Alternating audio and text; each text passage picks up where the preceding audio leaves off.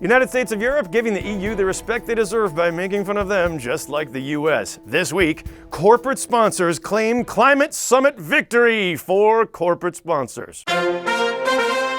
As the Paris Climate Summit wraps up, big governments celebrated the increased involvement of big business in addressing climate change. And if big business can invest even half the money on clean energy than they just spent on marketing, then we might just last another 50 years on the planet instead of 35.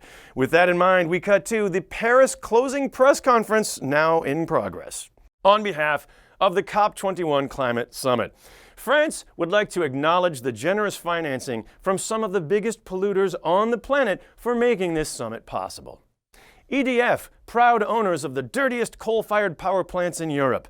BNP Paribas, we funded a huge increase in coal-fired power plants in the last 5 years. And BMW, hey, at least we're not dirty-assed Volkswagen. And just like the Millennium Dome in London, we in Paris are keeping the COP21 Pavilion as a permanent habitat for these fossilized brands, and we're calling it Jurassic Park.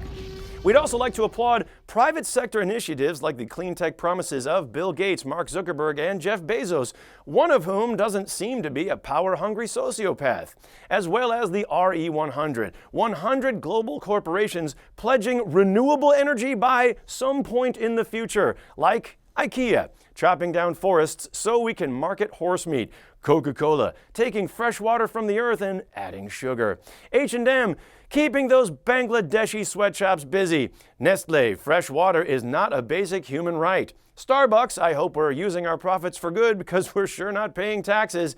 Meanwhile, here are some actual progress reports from the private sector that you probably haven't heard about. W2R, waste to resource. Like at a Mars bar factory in Holland, they take organic waste from the chocolate factory and turn it into bioplastic for their candy wrappers.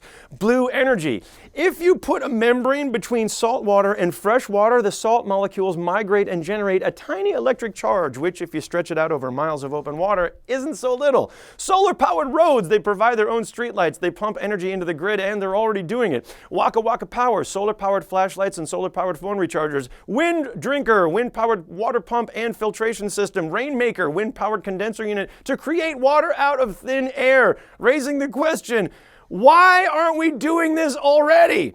Bill Gates, you just said we need money for the early stages. What we need to do is fund the kind of researchers who are looking at the early stages of these problems.